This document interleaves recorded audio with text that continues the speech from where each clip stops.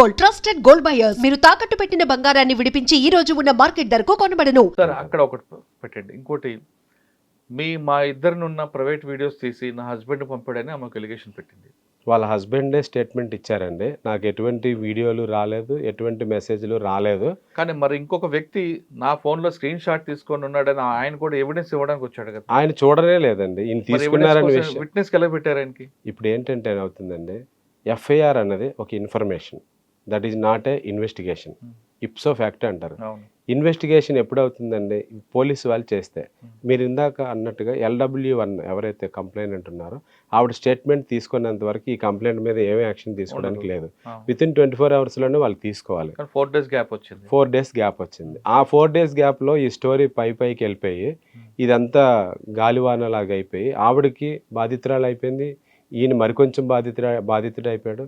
ఇద్దరు scape goats అయిపోయి ఇది ఎటో వెళ్ళిపోయి ఆవిడ కొంచెం ఎక్స్ట్రాగా చెప్పడం వల్ల సెక్షన్స్ మార్చేసి ఈయన్ని అరెస్ట్కి తీసుకొచ్చి అరెస్ట్ చేసి రిమాండ్ చేశారు. సార్ అరెస్ట్ చేసి రిమాండ్ చేశారు. రిమాండ్ చేసిన తర్వాత తీసుకొచ్చిన తర్వాత కస్టడీకి తీసుకున్నారు 2 డేస్. ఆ టైంలో సజ్జనార్ గారు నిజంగా బెదిరించారా అందరినీ? ఈ కస్టడీ విషయంలో కూడా అండి, కస్టడీ పిటిషన్ వాళ్ళు వేశారు. మేము దానికి వెహిమెంట్లీ ఆర్గ్యూ చేసాం. బ్లాటెంట్ లైస్ వేస్తున్నారు, కస్టడీ అవసరం లేదు. సెక్షన్ 187లోనే రీజనబుల్ గ్రౌండ్స్ లేకుండా కస్టడీ అడగడానికి లేదు. అది కూడా ఏంటంటే ఒక మొబైల్ ఫోన్లో ఏదో పొందుపరిచానని చెప్పి రాశారు, ఐఫోన్ అని చెప్పి అని అన్నారు. పోనీ ఆ ఎలీజ్డ్ వాళ్ళు చెప్పిన విధంగానే సోషల్ మీడియాలో వీలైన ఒక ఫేక్ ఏదైతే నోట్ ఉందో ఆ నోట్లో వేరే ఆండ్రాయిడ్ ఫోన్ కూడా అని రాశాడు ఆయన. ఆ ఆండ్రాయిడ్ ఫోన్, ల్యాప్టాప్ ఆయన పోలీసు వారికి సమతంగా ఆయన హ్యాండ్ ఓవర్ చేసేసాడు. కానీ అసలు ఫోన్ ఐఫోన్ ఇవ్వలేదు అంటున్నారు. అన్ని ఫోన్లు అవేనండి, ఆయన దగ్గర లేనే లేదంట ఐఫోన్. సో ఒకటి, సో ఎప్పుడైతే ఈ సార్ ఇప్పుడు 6 గంటలు లాకప్ క్లోజ్ చేశాక బయటికి పంపకూడదు, మళ్ళీ ఉదయం 6 గంటలకు ఓపెన్ చేస్తేనే, కానీ ఏదైనా ఎమర్జెన్సీ మెడికల్ అయితేనే ఓపెన్ చేయాలి. అంత తప్ప జైలు మాన్యువల్ ఒప్పుకోదు.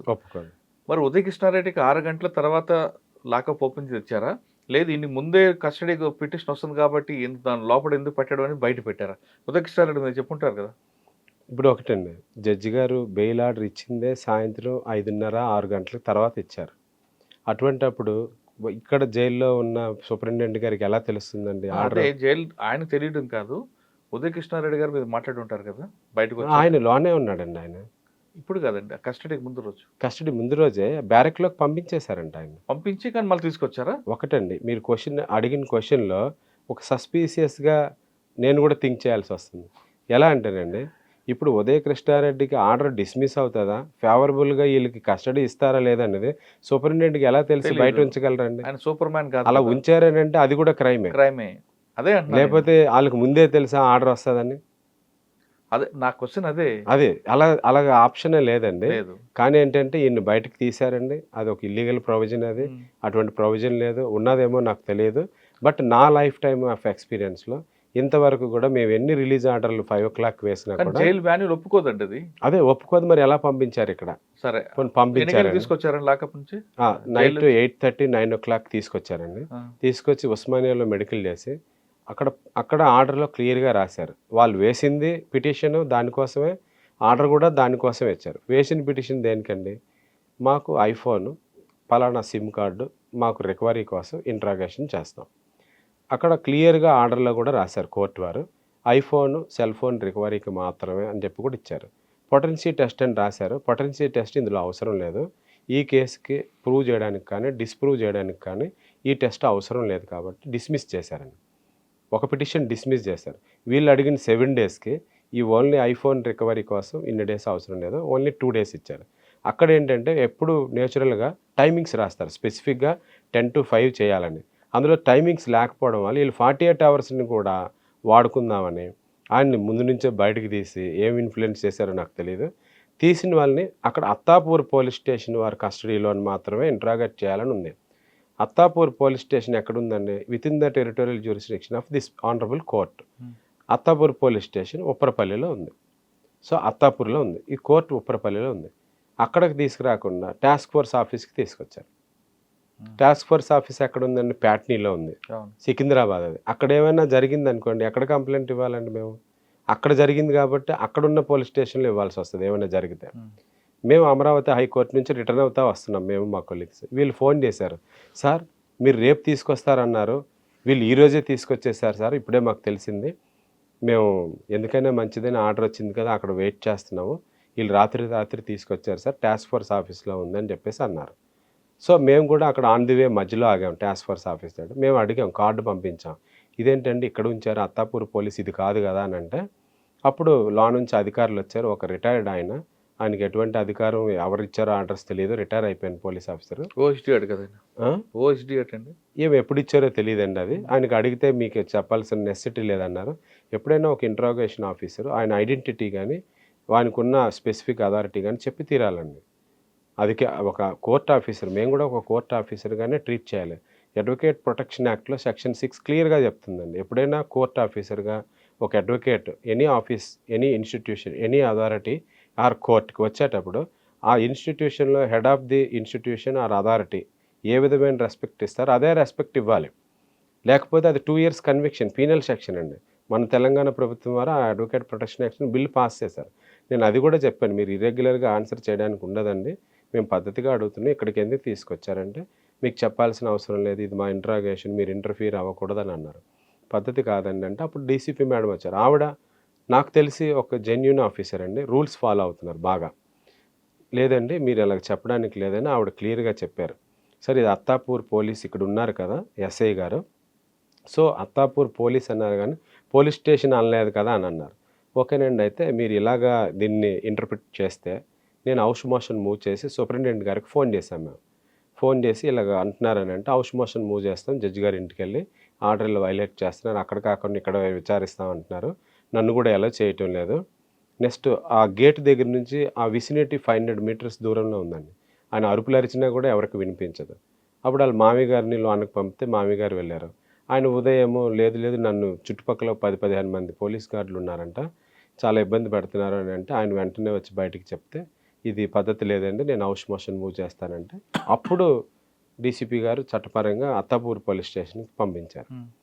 అత్తాపూర్ పోలీసుని తీసుకెళ్లారు కదా, కస్టడీలో ఉన్నప్పుడు అత్తాపూర్ ఏ పొల్యూషన్కి ఇస్తే చేసిన తర్వాత తిరిగి వాళ్ళకి లాకప్ పంపాలి కదండి, ఆ పొల్యూషన్ ఎలాగొస్తారు?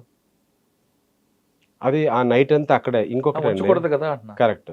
ఇప్పుడు ఆ పోలీస్ స్టేషన్కి ఒక కోర్టుకి సంబంధించి ఒక లాకప్ ఉంటుంది, అంటే తిరిగి జైలుకి పంపాలి లేదా సిసిఎస్ కని పంపాలి, కానీ కస్టడీలో ఉన్నవాడికి ఆ పొల్యూషన్ ఉంచాలని రూల్ ఉందా? ఇప్పుడు మీరు కరెక్ట్ క్వశ్చన్ అడిగారండి. ఇది ఇండియాలో మన భారత ప్రభుత్వం కూడా యూనియన్ టెరిటరీ నెక్స్ట్ స్టేట్ లా కమిషన్స్ కూడా ఆలోచించదగ్గ క్వశ్చన్, ఇది వ్యాలిడ్ క్వశ్చన్. జైలు అనేది ఒక హ్యాబిటెంట్స్, ఇన్మేట్స్ ఉండే హ్యాబిటెంట్ ప్లేస్, అది పడుకోవడానికి కానీ బాత్రూమ్స్ కానీ అన్ని వెసల్బాలిటీ ఉంటాయి. ఇక్కడ పోలీస్ కస్టడీ అన్న దాంట్లో వాళ్ళకి పడుకోవడానికి, నిద్రించడానికి ఒక ప్రిజనర్కి ఉండే రైట్, బేసిక్ నెససరీస్ ఏమీ ఉండవండి. 24 hours కస్టడీకి తప్పితే అక్కడ మిగిలిన 48 hours కస్టడీ ఇచ్చేటప్పుడు ఆయన ఎక్కడ స్నానం చేసుకుంటాడు, ఎక్కడ బాత్రూమ్కి వెళ్తాడు, ఎక్కడ పడుకుంటాడు, అటువంటి ఇన్హాబిటెంట్ పొజిషన్లో ఉంచడానికి కూడా లేదు. నేను అది కూడా చెప్పాను, 10 to 5 చేయండి, ఇన్హాబిటెంట్గా ఉంటుంది పోలీస్ కస్టడీ అంత వాతావరణం అని చెప్తే అది భారత ప్రభుత్వం తీసుకోవాల్సిన నిర్ణయం అన్నారు. ఓకే, సెకండ్ క్వశ్చన్ అండి, సీసీ కెమెరాల మధ్యలో జరగాలి, అది మ్యాండేటరీ. ఇప్పుడు ఉదయ కృష్ణారెడ్డికి సీసీ కెమెరాలు బద్యం చేశారా, లేదు వాళ్ళకు నచ్చిన ప్లేస్లో కూర్చొని ఇంటరాక్షన్ చేశారండి? ఎగ్జాక్ట్ క్వశ్చన్ అండి. ఆ ఉదయ కృష్ణారెడ్డి చెప్పినప్పుడు కూడా మేడం జడ్జి గారు ఎవరైతే ఉన్నారో వాళ్ళు అడిగారు, మీరు ఇంట్రాగేషన్ ఎక్కడ చేశారంటే ఆ చేసిన ప్రాంతంలో సీసీ కెమెరా లేదు. ఇది క్లియర్ కట్ వైలేషన్ అనేది. Nupin Saxena versus union of India 2019లో సుప్రీంకోర్టు క్లియర్ గైడ్ లైన్స్ ఇచ్చారండి. 6 months సీసీటీవీ ఫుటేజెస్ రికార్డు పొందుపరచాలి, ఎంట్రన్స్లో సీసీ కెమెరాస్ ఉండాలి, స్టేషన్ హౌస్లో సీసీ కెమెరాస్ ఉండాలి, అన్ని ప్లేసెస్ ఎస్హెచ్ఓ రూమ్లో ఉండాలి, ఎక్కడైతే అక్యూజ్డ్ ఉంటారో వాళ్ళ ప్లేస్ను సీసీటీవీ ఫుటేజ్ కవరేజ్ అయి ఉన్న ప్రాంతంలోనే ఉంచాలి అని చెప్పి క్లియర్గా ఉందండి. కానీ సీసీటీవీ ఫుటేజ్ లేని ప్రాంతంలోనే ఇంట్రాగేషన్ జరిగింది. మీరు అయితే బయట సర్వేలెన్స్ అంతా ఉందండి అని చెప్పారు ఆయన. బయట సర్వేలెన్స్ అయితే ఉందండి, బట్ ఇన్సైడ్ ఏం జరిగింది అన్నది లేదు. ఇన్సైడ్ లేదు, ఇది స్టేట్మెంట్ చెప్పారా, జడ్జి గారు రాసుకున్నారా? రాసుకున్నారు. ఓకే, థర్డ్ క్వశ్చన్ అండి, ఇక్కడ జరిగింది ఐఓ, సెకండ్ ఐఓ మారారు, థర్డ్ ఒక సిట్ వచ్చింది కాబట్టి సిట్ నడిపించారు, ఒక రిటైర్డ్ ఆఫీసర్ కూడా కూర్చున్నారు. ఓకే, ఈయన బ్రేక్ అవ్వట్లేదు ఇంట్రాగేషన్లో అని వాళ్ళు చెప్పగానే కమిషనర్ గారు వచ్చారు. వాళ్ళు అడిగే క్వశ్చన్ ఒకటే, ఐఫోన్ ఎక్కడుంది, సూసైడ్ నోట్ ఎవరు రాశారు, ఈ రెండు నాకు తెలియదు అంటున్నాడు ఈయన. ఉమ్, అది బ్రేక్ చేద్దామని సిపి గారు వచ్చారు. ఉమ్. సిపి గారు రాగానే అంటే ఇంట్రాగేషన్ లో బ్రేక్ చేయడానికి మాట్లాడారా, లేదు ఎన్కౌంటర్ చేస్తాను ఇటువంటి అన్ని బయట స్టేట్మెంట్లు వస్తున్నాయి, అవి జరిగింది. ఇప్పుడు ఏం జరిగిందంటేనండి, మార్నింగ్ నుంచి ఎక్స్క్లూజివ్గా క్వశ్చన్ మీద క్వశ్చన్ 3 ఆఫీసర్స్ అడుగుతూనే ఉన్నారు. వెన్ హీ బికమ్ థరస్టీగా ఫీల్ అవుతుంది, ప్యానిక్గా ఉన్నాను, నేను పొద్దున్న నుంచి ఆన్సర్ చేస్తూనే ఉన్నానని చెప్పి ఓఆర్ఎస్ అడిగాడు, ఇచ్చారు వాళ్ళు, తీసుకున్నాడు. అయినా మంచినీళ్ళు తాగుతున్నాడు, ప్యానిక్గానే ఉన్నాడు, అన్స్టేబుల్గానే ఆన్సర్ చెప్తూనే ఉన్నాడు. కానీ వాళ్ళకి ఏంటంటే వాళ్ళు అడుగుతూనే ఉన్నారు. బికాస్ ఇంట్రాగేషన్లో అలాగ క్వశ్చన్ మీద క్వశ్చన్ అడగడమే వాళ్ళ డ్యూటీ, ఈయన్ని ప్యానిక్ చేయడమే వాళ్ళ డ్యూటీ. ప్యానిక్ అవుతూనే ఉన్నాడు ఆయన. కానీ ఆయన లేని విషయాన్ని నేను ఉన్నదని ఎలా చెప్పగలనండి అని చెప్తున్నాడు. అయితే ఎప్పుడైతే 8:15కి సిపి గారు వచ్చారో 8:15 నుంచి 9:45 వరకు నన్ను ఎంటర్ చేయలేదండి. ఈవెన్ ఉదయకృష్ణారెడ్డి క్లియర్గా చెప్పాడు, నన్ను రమ్మని చెప్పి, సార్ సిపి సార్ వస్తున్నారంటే ఏంటి, నేను భయపడుతున్నాను, మీరు ఖచ్చితంగా ఉండాలి నాతోనే అని చెప్పాడు.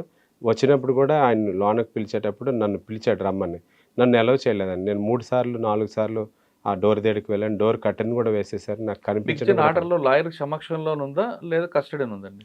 లాయర్ సమక్షంలోనే ఇంట్రాగేషన్ చేయాలని ఉందండి. రైట్. ఎప్పుడైతే accused intended so in the presence of advocate మాత్రమే చేయాలని ఉంది.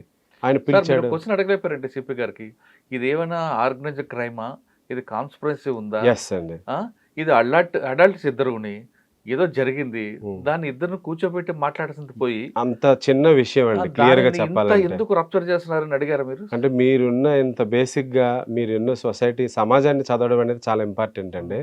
మీరు మంచి క్వశ్చన్ వేశారు. ఇది అదే క్వశ్చన్ నేను అడగడానికి ఉండదండి, ఎందుకంటే లాయర్ డ్యూటీ అంటే నా ప్రెజెన్స్ లో అడగడమే తప్పితే నేను క్వశ్చన్ చేయడానికి ఉండదు. కోర్టులో మీరు క్వశ్చన్ చేయొచ్చు కదా? కోర్టులో క్వశ్చన్ చేస్తామండి. అదేంటి, ఎప్పుడైతే ట్రయల్కి వస్తుందో అప్పుడండి.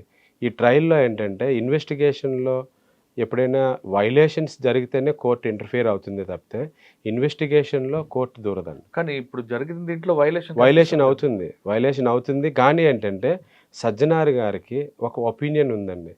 ఏం ఒపీనియన్ అండి? ఒక బ్యాడ్ ఒపీనియన్ ఎగెనెస్ట్ ఉదయ్. ఏం ఒపీనియన్ అది? ఏమయ్యా, ఎందుకు ఒక ఐపీఎస్గా ఉంటూ సూసైడ్ నోట్ పెట్టి సోషల్ మీడియాకి ఎందుకు ఇచ్చావు నువ్వు, అందరికీ వస్తుంది అది అని పెడితే, సార్ నేను ఇవ్వలేదు సార్, నేను ఇది పేపర్లోని టీవీల్లో చూసి నేను ప్యానిక్ అయ్యి నేను అపస్మారక స్థితికి వెళ్ళాల్సి వచ్చి నేను అప్సెట్ అయిపోయి హాస్పిటలైజ్ అయ్యాను, అది నేను ఇవ్వలేదు, ఎవరు ఇచ్చారో తెలియదు. నేను ఇవ్వలేదు అంటున్నాడా, నేను రాయలేదు అన్నాడు? కాదండి, అసలు సోషల్ మీడియాకి ఫస్ట్ బిగినింగ్ ఈయన అనుకుంటున్నారు. డీసీపీ గారు కానీ, ఆ ఏసీపీ గారు కానీ, ఐఓ కానీ, లేకపోతే సజ్జనార్ సార్ సిపి సార్ కానీ ఈయన సోషల్ మీడియాకి చేసి ఏదో సింపతి గెయిన్ చేద్దామని ఈయన క్రియేట్ చేశాడేమో అని అనుకుంటున్నారు. ఆవిడ ఇమేజ్ డ్యామేజ్ అవుతుంది, ఈయన ఇమేజ్ డ్యామేజ్ అయింది. ఇక్కడ ప్రాబ్లం ఏంటి, ఇది తెలుగు స్టేట్స్లోనే ఈయన కాస్త కూస్త నేమ్ ఉంది, టోటల్గా డ్యామేజ్ అయింది. ఇక్కడ విషయం ఏంటంటే అటు ఇటు తిగితే సజ్జనార్ ఒక ఉన్నతాధికారిగా ఆయన ఎస్హెచ్ఓ ఎవరు, ఐఓ ఎవరు, ఈ ఎఫ్ఐఆర్ని అర్ధరాత్రి 11 గంటలకి ఎఫ్ఐఆర్ అయితే 19వ తేదీ జూలైని ఎలా రిలీజ్ అవుతుందండి? ఎక్యూజ్డ్కి ఎలా తెలుస్తుంది ఒక ఎఫ్ఐఆర్ కానీ, కంటెంట్ కానీ, కాపీ కానీ?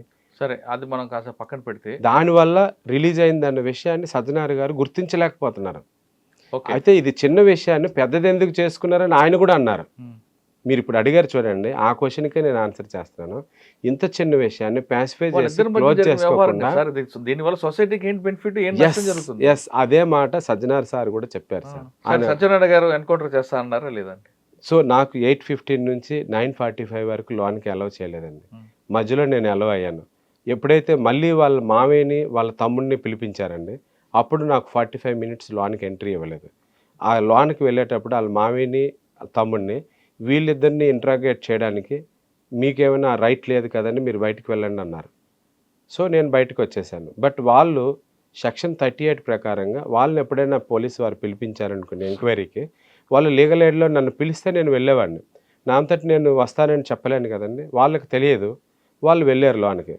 వీళ్ళు ఆఫర్ ఇవ్వాలి, మిమ్మల్ని మేము పిలిచాము, మీకేమైనా లాయర్ గారి సలహా సంప్రదింపుల కోసం మీరు పక్కన పెట్టుకుంటారనే ఒక ఉన్నతాధికారిగా సెక్షన్ వైలేట్ కాకుండా ఆపర్చునిటీ ఇవ్వాలి. ఇవ్వలేదు. అవన్నీ జరిగితే టాస్క్ ఫోర్స్ తీసుకెళ్తారు, నైట్ టైం ఎందుకు పెడతారండి?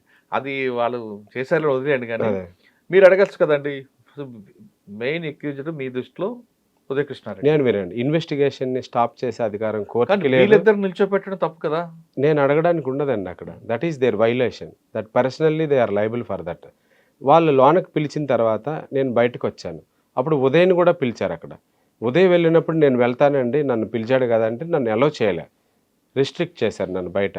ఆయన పిలిచానుగా వెళ్ళలేదు. తర్వాత ఏమైంది, ఒక పెద్ద లాఠీ, నెక్స్ట్ ఒక కర్రను రబ్బర్తో ఉన్నది తీసుకొని వెళ్ళారు. అంతవరకే చూసాను. నేను ప్యానిక్ అయ్యాను, ఇదేంటిది ఇలా తీసుకుని వెళ్తాను, బ్రేక్ అవుతాడని తీసుకెళ్లారు, కొట్టారు నిజంగా. ఏమైందో నాకు తెలియదండి. లోన్ అయితే గట్టిగానే సౌండ్ వచ్చింది, అరుపులు వినిపించాయి, అంతకుమించి నాకేం తెలియదు. తర్వాత కూడా నన్ను ఉదయ్తో కలవనివ్వకుండా చేశారండి. పొద్దున్నే మళ్ళీ వచ్చారు, కూర్చుని వెంటనే ఎక్కడికది నేను రాకముందునే ఫ్యామిలీ మెంబర్స్. మీరు స్కిప్ అవుతుంది. సత్యనారాయణ గారు ఎన్కౌంటర్ చేస్తా అన్నారా లేదా అనేది ఆ టైంలో నేను లేనండి లోన. కానీ వీళ్ళు చెప్పారు, జడ్జిమెంట్ ఇచ్చారు, కోర్టులో చెప్పారు. నేను అప్పుడు చెప్పినప్పుడు నేను ఉన్నాను. అదే ఏమన్నారు సజ్జనార్ గారు, చంపుతా అన్నారా, ఎన్కౌంటర్ లేదు. ఆయన ఏమన్నారంటే మీ తమ్ముడిది కూడా నేను ఏపీపీఎస్సీ క్యాడర్కి బ్లాక్ లిస్ట్లో పెట్టిస్తాను, నీది కూడా యూపీపీఎస్సీకి పెట్టిస్తాను, మీ అందరినీ లేపేస్తానని అన్నారండి. మా ఫ్యామిలీని కూడా టార్గెట్ చేస్తానని అన్నారు. నా ముందే నన్ను తిట్టారు, మా అమ్మని తిట్టారు అని చాలా బాధపడ్డాడు. ఆయన తిట్టినంత వరకు ఆయన ఏం బాధపడలేదండి. వాళ్ళ తమ్ముడిని, మేనమామ గారిని, ఏదో సమ్ వర్డ్ వాళ్ళ అమ్మగారిని కూడా, చనిపోయిన అమ్మగారిని కూడా తిట్టారని చెప్పి ఆయన ఏడ్చాడండి. అది సో ఆ విషయం అయితే కోర్టులో ఆయన చెప్తాడని కూడా నేను ఊహించలే. ఎందుకంటే నాకు నెక్స్ట్ డేన నాకు ఉదయ్తో కలిసే అవకాశం, ఆపర్చునిటీ చాలా తక్కువ ఉందండి. ఏం చేశారంటే, నేను నైట్ అంతా ఉండి నైట్ 1 గంట వరకు చేశారు కాబట్టి నేను 2 గంటలకి ఇంటికి వెళ్ళాను. తెల్లవారు నేను వెళ్ళడం లేట్ అయింది. వాళ్ళ ఫ్యామిలీ మెంబర్స్ని పెట్టాను. కోర్టులో ఆర్డర్లో clear instructions, counsel or family members అని ఉంది. ఫ్యామిలీ మెంబర్స్ని అలౌ చేయలే, నాకు ఇంటిమేట్ చేయకుండా ఫ్యామిలీ మెంబర్స్ని అలౌ చేయకుండా సీన్ రీకన్స్ట్రక్షన్ అని, పార్ట్ ఆఫ్ ఇన్వెస్టిగేషనే కదండి, ఇంట్రాగేషనే, సీన్ రీకన్స్ట్రక్షన్ అని ఎక్కడికో తీసుకువెళ్ళిపోయారు. నేను ఫోన్ చేశాను ఎస్హెచ్ఓ గారికి, సార్ ఎక్కడ ఉదయం బయటికి తీసుకెళ్లారంట, ఫ్యామిలీ మెంబర్స్ని అలౌ చేయలేదని అంటే, వాళ్ళు ఏమంటారు, మీకు చెప్పాల్సిన పనే ఉంది, మా ఇష్టం, సీన్ రీకన్స్ట్రక్షన్లో మీరు ఉండకూడదు అన్నారు. ఏమంటే రీకన్స్ట్రక్షన్ ఎన్పిఏకి తీసుకెళ్లారు అనుకుందాం అండి. తీసుకెళ్లారు, అలౌ చేయలేదు. మామూలు మాట్లాడు ఎన్పిఏకి, ఎందుకంటే అక్కడ జరిగిన సంఘటన అక్కడ ఏం రికవర్ అవుతుందండి, అక్కడ ఏమీ ఉండదు. ఏం జరిగిందని, ఏదో మర్డర్ కేసు జరిగిందా, అది ఏమీ ఉండదు. ఇద్దరి మధ్యన ఆర్గ్యుమెంట్స్, లేదా టెక్నికల్ ఎవిడెన్స్ కావాలనుకుంటే ఫోన్లు అవి. ఇంకొక విషయం అండి, అంటే ఆయన భయపెట్టాలనే ఉద్దేశమే జరిగిందండి ఇందులో. అది ఎందుకు తీసుకువెళ్ళారు అన్నది మీరు ఇంకొక రకం కూడా ఆలోచించవచ్చు. ఇప్పుడు ఆ రూమ్ని జూలై 17నే డిఫర్ అయ్యాడు, ఖాళీ చేయించేశారు. ఖాళీ చేసిన రిపోర్ట్ ఎన్పిఓ వారు రాసుకొని వీడియో తీసి ఈయన్ని పంపించేశారు. ఏదో నెయిల్ కట్టర్ ఉందని చెప్పి మధ్యలోనే ఎప్పుడో ఈయన లేని సమక్షంలో నెయిల్ కట్టర్ని కత్తి అని చెప్పారు, అయిపోయింది. అయితే నాకు ఇంటిమేట్ చేయకుండా వెళ్ళిపోవడం, ఫ్యామిలీ మెంబర్స్ అలౌ చేయకపోవడం, ఎక్కడున్నారంటే మీ అవసరం లేదని చెప్పడం, దాన్ని ఏమవుతుందంటేనండి, ఈ కేసులో సిపి సారు సజ్జనార్ గారు, ఆయన ఒక encounter specialist. So next day నాకు తెలిసింది ఏంటంటే, ఎన్కౌంటర్ చేస్తాం అది ఇదని నన్ను తిట్టారు రాత్రి అన్న విషయం నాకు నెక్స్ట్ డే వరకు తెలియదండి. ఎందుకంటే ఉదయ్తో నాకు కలిసే అవకాశం లేదు. ఎన్పిఏ నుంచి తెచ్చిన తర్వాత మళ్ళీ మెడికల్కి తీసుకెళ్ళిపోయారు. మెడికల్కి తీసుకొచ్చిన తర్వాత కోర్టుకి తీసుకొచ్చారు. నేను కలవడానికి కానీ ఏదైనా మాట్లాడడానికి కూడా అవకాశం నాకు తక్కువ ఉంది అసలు. లేదు. 2 days కస్టడీలో ఏం జరిగిన విషయం మేజిస్ట్రేట్కి చెప్పారా? చెప్పాడండి. ఆయన రికార్డ్ చేసుకున్నారు. దానికి వాళ్ళు ఎక్స్ప్లెనేటరీగా ఒక మెమో కూడా ఇచ్చారు. మాకు కూడా ఒక రిటర్న్గా మెమో ఇవ్వమన్నారు. నేను ఇంక ఉదయం కలవలేదండి, కలిసిన తర్వాత రిటర్న్గా ఇద్దామని చెప్పి పంపించారు జైలుకి. మళ్ళీ ఇంకోసారి కస్టడీకి ఎంత తీసుకున్నారండి? ఇంకా పిటిషన్ వేశారు. ఇంకొకటి అండి, ఇక్కడ ఏంటంటే సెక్షన్ 187 BNSSలో రీజనబుల్ గ్రౌండ్స్ ఉంటేనే కానీ కస్టడీ ఇవ్వడానికి లేదు. That is a discretionary power of court, not mandatory. Directory కానీ మ్యాండేటరీ కాదు, అది డిస్క్రిషనరీ, విచక్షణ అధికారం ఉంది వాళ్ళకి. వాళ్ళు రీజనబుల్ గ్రౌండ్స్ చూపిస్తేనే ఇవ్వాలని